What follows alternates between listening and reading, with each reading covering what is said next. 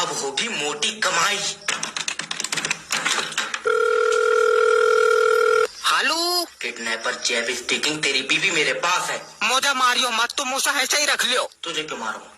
अरे आशिक नहीं हूँ मैं उसका। अच्छा, यार किडनैप करिए। फिर ठीक है। तू चाहता है कि वो कल का सूरज देखा है? हाँ, तो 5 लाख रुपए दे। तो रहने दो, सूरज चांद देख लेगी। हाँ? अरे तेरा दिमाग सही है। तेरी बीबी इस टाइम मौत और जिंदगी के बीच में झूल रही है। अरे झूले पैसा उतार ले, उल्टी कर देगी वो।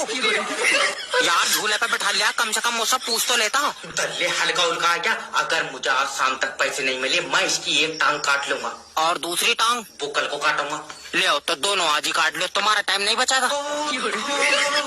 कल को फिर उसे तुम कहीं खींचे फिरोगे। अरे तू आदमी है दरिंदा, तेरी बीवी की टांग काटूंगा मैं। तो मैं कोई मना थोड़ी कर रहा हूँ। भैया तू 2 लाख रुपए दे दे, अपनी बीवी ले जा।